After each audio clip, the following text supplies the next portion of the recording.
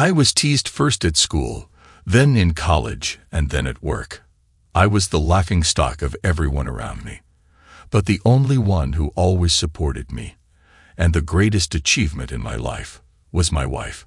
She was like a savior angel. When I returned home, I forgot about all the bad things and just enjoyed myself. But alas, she turned away from me like everyone else, and I faced terrible consequences. I'm Jerry Watts, and in every aspect, I'm just an average guy, perhaps a bit on the shorter and skinnier side. My unwritten rule throughout life has been to avoid making waves, resulting in a quiet and unremarkable existence. Despite not earning a substantial income, I managed to live comfortably with a decent job, even if it didn't make headlines at parties. I had several relationships and married Marilyn, who made me feel special. While I may not follow a live and let live philosophy, winning the championship of marrying Marilyn felt like a significant achievement. However, my low-key nature doesn't equate to being easygoing, contrary to what others seem to think. My life philosophy was put to the test when trouble entered my world in the form of a coworker named Brian Randall. While I worked in climate control, Brian, a fellow employee, was in the receiving and shipping department. He was everything I wasn't. Tall, well-built, ruggedly handsome, and completely self-absorbed. He claimed to have played sports in college, and although those days were gone, he worked hard to maintain his physique and demeanor. In our workplace, Brian became the center of attention, with everyone hanging on his every word. People laughed at his jokes, men egged him on, and he shamelessly flirted with attractive women, regardless of their marital status. Despite my observation of Brian's behavior, I kept my distance and didn't want to make waves. Surprisingly, Brian decided to target me. It started with subtle insults about my height and size, and he even offered to fetch things for me from high places, all done in the presence of our colleagues who laughed along. I became the subject of Brian's amusement, earning the nickname Baby Jerry in a seemingly condescending manner.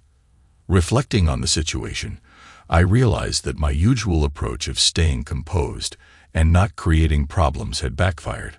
I felt a growing contempt for me in the office, and I sensed that any chances of a promotion were diminishing. Although I brushed it off initially, realizing that Brian was just having fun, I now understand that my reluctance to confront the issue only fueled his behavior. If I had filed a complaint, I doubted any consequences for Brian, and instead, I might have faced repercussions from my colleagues. Creating a bit of trouble, Randall meant no harm. He simply lifted everyone's spirits. Regardless of whether I was mistaken or not, I never considered myself weak. I firmly believed that the threshold for taking action had not been crossed.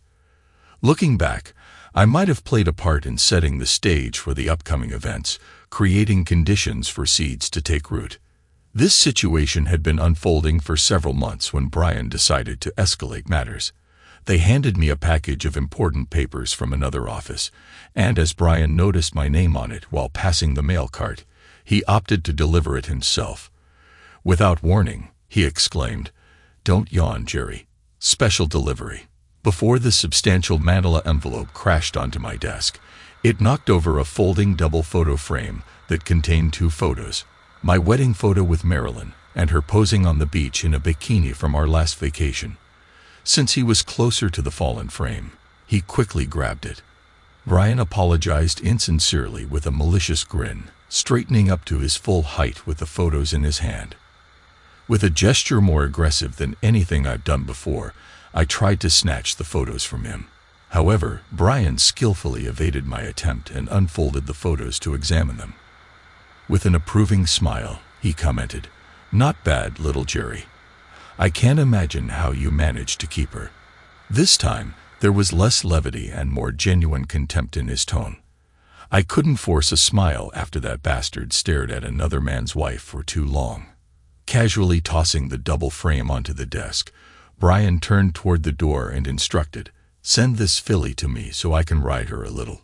Someone as wild as she is will sooner or later throw you off. Dan, I'll do you a favor." He spat dispassionately over his shoulder. For the first time, something inside me began to tense up, but nothing significant happened afterward. Things between Brian and me remained quiet, as they were before. The company's annual summer picnic took place shortly after these events. While parking, I observed Marilyn checking her hair and makeup in the visor mirror. It was one of those moments when you fall in love with a person all over again. As we prepared to attend the picnic, Brian, the mountain of antics, arrived fashionably late, drawing a crowd around him.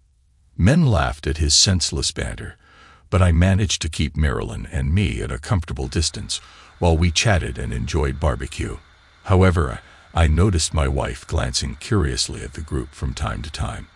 I was aware of the situation unfolding around me, sensing that my luck was running out. Brian strategically positioned himself near the drinks, and when it came time to restock, I found myself shuttling back and forth, noticing Marilyn's clear hesitation to leave the drinks area. I almost breathed a sigh of relief when Brian intercepted us, calling out, "Hey, little Jerry." The remark about my secret beer drinking elicited laughter from our colleagues and unfamiliar guests, although it wasn't a particularly clever joke. Brian approached, highlighting our noticeable height difference and joking about needing identification to let me take a drink. More laughter ensued, but this time, it was accompanied by another sound: my wife's laughter. Her usually angelic tone now sounded off, resembling a novice musician attempting to play the clarinet. I involuntarily glanced at her, realizing I wasn't the only one who caught that unusual sound. Despite my certainty that Brian had been more interested in my wife's dress than her laughter, he masterfully shifted his attention to Marilyn, pretending to notice her for the first time. "Hi, do I know you? You're that beautiful woman with great taste in swimwear." Brian grinned, and Marilyn, surprisingly, replied without much anger. Rather, a smile played on her lips. A sharp pain pierced my heart, and I felt a surge of irritation that she easily believed a stranger's lie, especially when it contradicted my actions. The storm of emotions inside me intensified when Brian continued his harmless but false comment that I was showing off photos of my wife in swimsuits, and I couldn't even object. My wife's photos were in my office, and I didn't want anyone to look at them. I was trapped. Denying it would only make me appear false and self-serving. My anger shifted towards Brian, who effortlessly manipulated those around him, including my wife. Despite wearing those metaphorical glasses, no one but me seemed to see him for who he truly was. His gaze was fixed on Marilyn, making me feel invisible, but his words were meant for both of us. He expressed a desire to invite her somewhere someday, and though there was awkward and scattered laughter, my wife seemed shocked yet amused. In that moment, my desire to enjoy the party vanished. I abandoned the beer, grabbing Marilyn's hand as I made my way out. She resisted briefly, but I interpreted it as a mini-betrayal, letting go before she even started moving. As I walked away with determined but deliberate steps, I was vaguely aware of Marilyn, perhaps caught off guard by the sudden departure. The disappointment lingered, and I couldn't shake the feeling of lacking support where I needed it the most. Addressing the crowd with the usual excuses before joining me, Brian tried to defuse the situation by saying, "Hey, come on, Jerry. I was just joking. Don't be so serious. You know I'd never want to cross your path." This elicited more laughter, including Marilyn's, which started and then abruptly stopped. It struck me that for once Brian might be questioning if he had gone too far, but that would require a level of self-criticism he lacked. Even if, by some miracle, he did possess it, his pride would likely prevent him from deviating from his usual behavior.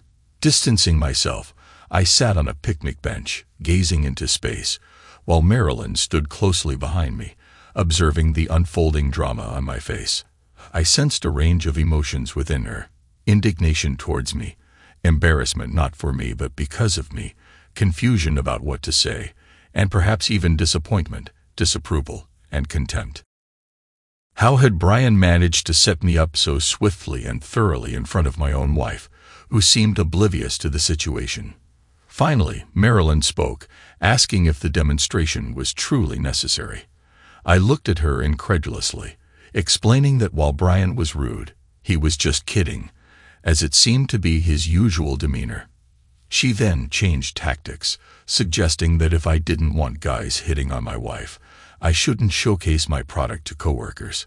Frustrated, I bowed my head slightly and closed my eyes before shaking it a few times. Marilyn, however, misinterpreted my body language, suggesting that we sort things out and exchange apologies. She pointed back to where we came from. After a moment's contemplation, I declined, stating that I understood everything perfectly, and my day was already ruined. Heading towards the car, I realized I had come alone, and looking back, I saw Marilyn at the drinks table in the distance. Suppressing my anger, I got into the car, started it, and sat for a while, studying the manufacturer's emblem on the steering wheel as the interior cooled down. Though my anger didn't dissipate, I told myself to let it go. I shifted the car into reverse and prepared to drive. However, a knock on the passenger window interrupted me. Marilyn was there, expressing confusion with a "what the hell" gesture. I put the car back into park, unlocked the doors, and she climbed in, irritated, questioning my problem. Attempting to explain that she came to offer apologies and Mr. Randall had apologized too, she couldn't fathom my reaction. I retorted, expressing disbelief at her perspective, describing Mr. Randall as a world-class act. Despite the day's events, we rode home in silence, with her accusing me of acting like a child and insinuating that she had to babysit me. The evening passed without conversation, and afterward, our interactions were cool, routine discussions, small talk, and everyday matters devoid of any intimacy. My thoughts lingered on the incident, contemplating the fading reflection of a smile on her face that I observed during the ride home. I brooded over how swiftly our connection with her dissipated after that ill-fated picnic. The gloomy atmosphere lingered, becoming a constant presence. Despite not deserving Brian Randall in my life, I certainly didn't deserve my life partner siding with him. The following workday after the picnic, Brian attempted to publicly accept an apology I never offered. I barely caught the thinly veiled mockery, but now, for different reasons, I became guarded. For the first time, I resisted going with the flow and felt resentment. His comment was just tossed into the general pile, and I found my lifelong ingrained defense mechanism failing. Dealing with this was challenging, and the more I thought about my wife, the more distasteful it became. A man is expected to come to his senses and apologize after a few days, but I had nothing to apologize for. Earning Marilyn's forgiveness seemed impossible, and receiving an apology from her held no interest. I began scrutinizing her actions from a new perspective, questioning if she always had these habits I overlooked. Among the new questions, minor annoyances surfaced, things I undoubtedly knew before, but now they bothered me. Her taste in music, the state of her car filled with disposable coffee cups, all these details suddenly became significant.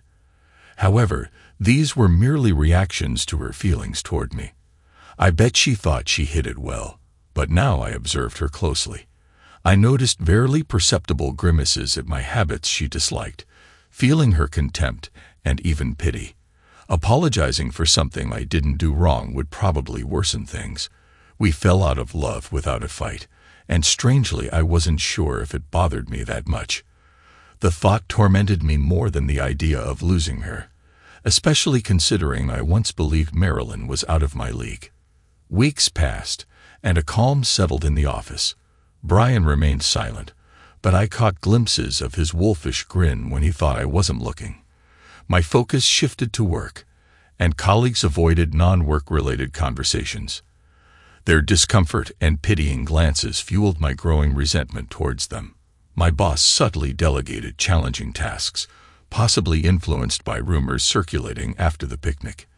However, I soon discovered that those looks held more than I initially thought. The final blow to my old life occurred in the men's room at the main lobby.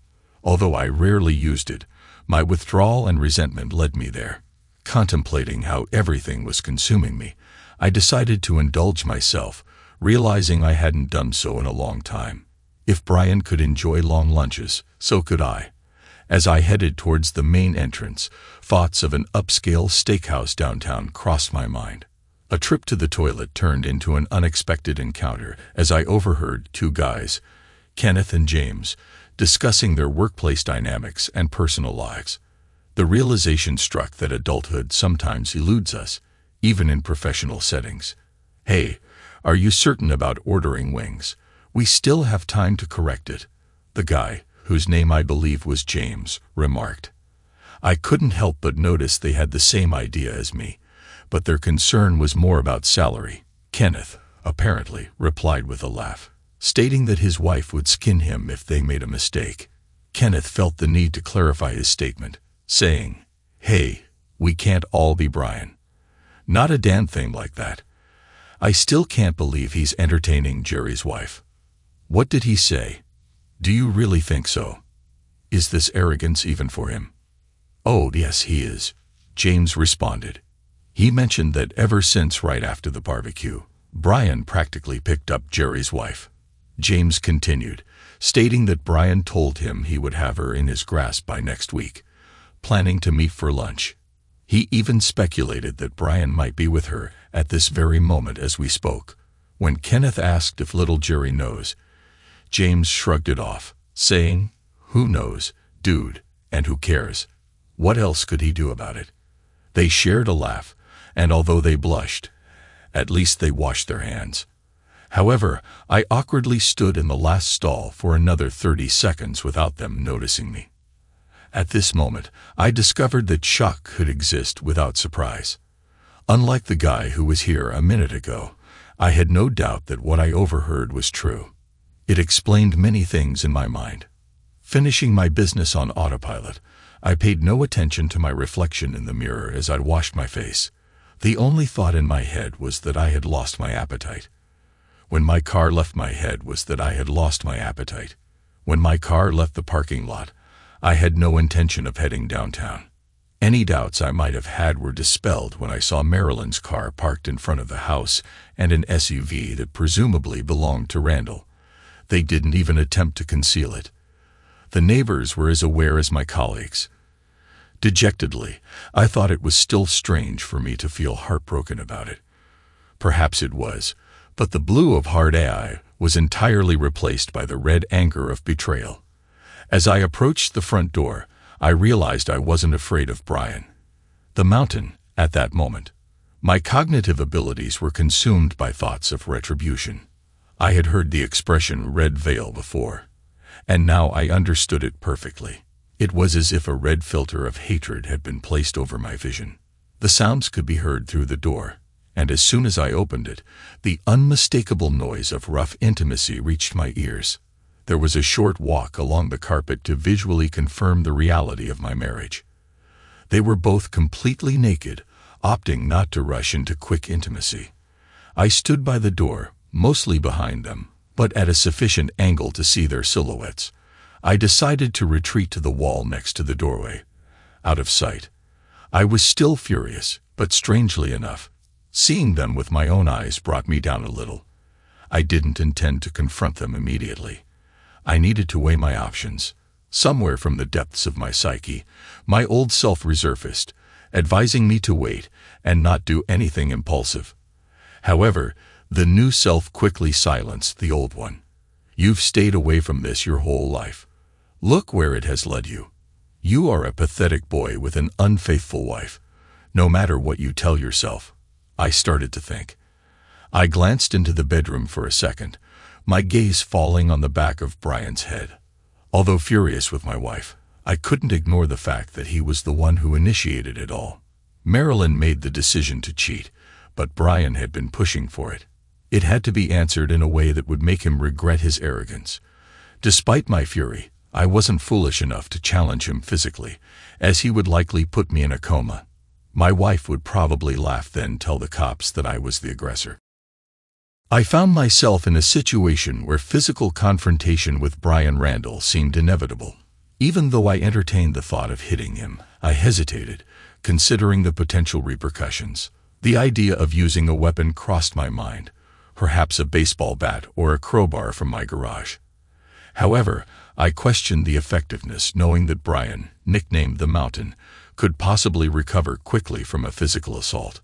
Contemplating the consequences, the thought of murder briefly crossed my mind, driven by the intense emotions of the moment. Despite these dark musings, I was resolute in not wanting Brian Randall to lose his life that day. Instead, I desired him to feel remorse for humiliating me, extending the consequences over a long period. In a crucial moment, a realization struck me. It wasn't just about me seeking revenge. Brian Randall had a substantial karmic debt, and the time for him to face the consequences had arrived. Feeling justified, I considered myself an instrument of justice, aiming to balance the cosmic scales. Given that I was physically inferior, I recognized the need to outsmart my adversary. Brian, who took advantage of the manipulation in my marriage, posed a challenge. I had to resort to driving him to madness rather than engaging in physical combat or relying on wit alone. As I reflected on my life, realizing how Brian had exploited the dynamics of my marriage, I decided it was time for a drastic change. Brian had been having an affair with my wife, and it was time for a sharp turnaround. Despite the chaos in my thoughts, I methodically proceeded to execute my plan. Quietly, I went downstairs, ensuring not to attract attention. In the garage, I retrieved a can of WD-40, a trusty tool in my possession. Returning inside, I prepared for the moment by going to the decorative fireplace, where Marilyn kept scented candles, and grabbing the lighter. With everything set, I sneaked back into the bedroom. Approaching Brian, I observed his oblivious state and seized the opportunity. He appeared macho, with a distinct lack of grooming. As I was about to act, Brian's reactions intensified, providing the perfect moment. I chuckled, feeling a stroke of luck, and prepared to unleash my plan. I noticed Brian's grunts becoming louder, and his frantic movements added to the perfect scenario. With satisfaction, I realized that fate had delivered my enemy into my hands. Brian's natural macho demeanor soon faced an unexpected turn of events as I executed my plan. The unexpected sensation of oil running down his back and the pungent aroma of the lubricant confused him. Swiftly, I ignited the oil with a lighter, catching Brian by surprise. The situation quickly escalated as he turned into a human torch, his screams echoing in the room. Evading his attempts to retaliate, I maneuvered in the bedroom. It wasn't just about seeking revenge. I aimed to make Brian regret his actions for a long time. As the chaotic scene unfolded, I also kept an eye on Marilyn, ensuring she didn't interfere. Her shock and horror were evident as she witnessed the unexpected turn of events. The lust that had previously consumed her now gave way to a more primitive instinct. Fear. Reacting on instinct, I found myself compelled to distance myself from the fire. The illusion in her mind about how this confrontation could hypothetically unfold seemed to crumble as the new reality set in, making it difficult for her to accept what she was witnessing. Brian was in a state of panic, moving aimlessly toward our dresser, shouting incoherently and waving his arms. I couldn't help but consider the possibility of the room catching fire, but there was nothing flammable in his immediate vicinity. As long as he kept moving, I remained indifferent, finding some amusement in watching the flaming figure lose his composure. However, my thoughts weren't clear. Finding my wife in bed with another man had left me bewildered. In that moment, a thought crossed my mind. If this were a movie, the main character would have a witty line ready. For the first time since the ordeal began, I felt the urge to say something. "Hey Brian, light it up, come on." Admittedly, it wasn't the most clever remark, but it was a spur-of-the-moment reaction. My primary intention was for my words to leave a lasting impact on him. Eventually, some part of his mind started working, and he fell to the floor, rolling around. A safety tip for extinguishing flames. While he struggled on the floor, I noticed the carpet was on fire. I stopped my premature attempt at a Viking funeral, and as the flames gave way to smoke, an acrid smell filled the air. Amid his agonizing cries, I found myself laughing maniacally.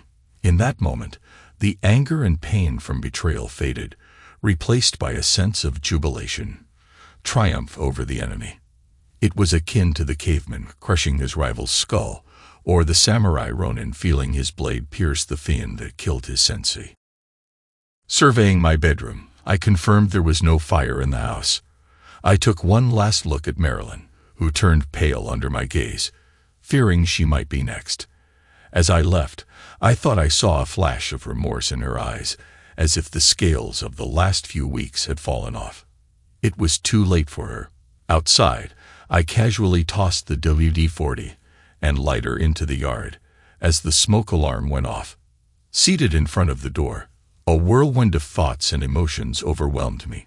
Despite fear and uncertainty about my future, I had no regrets.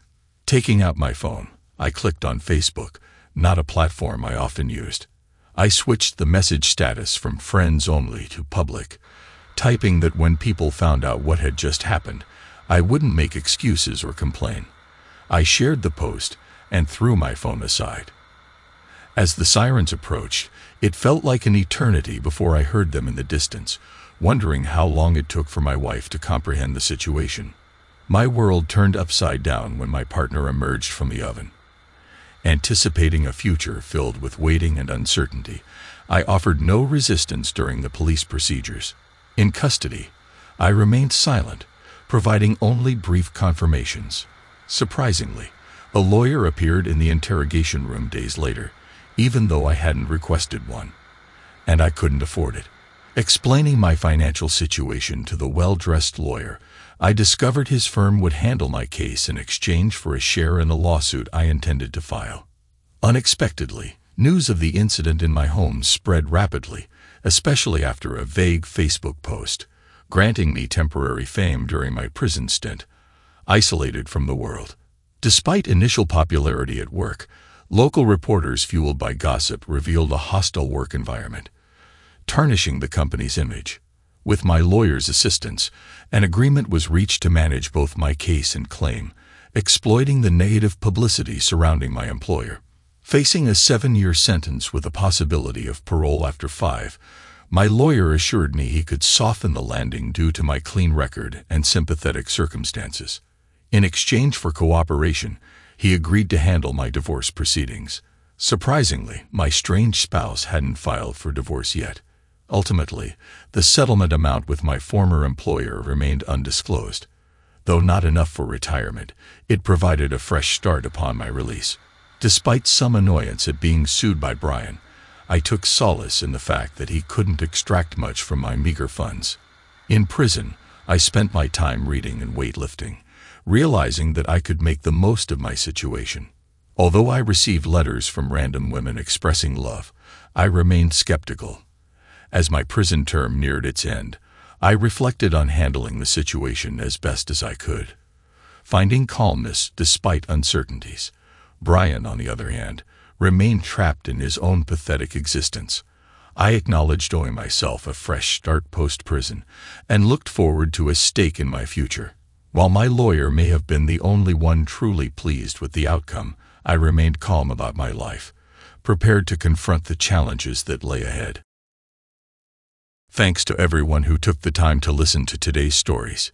If you enjoyed it, please consider liking and subscribing if you haven't already. Feel free to share your thoughts on the events in the comments below. Take care.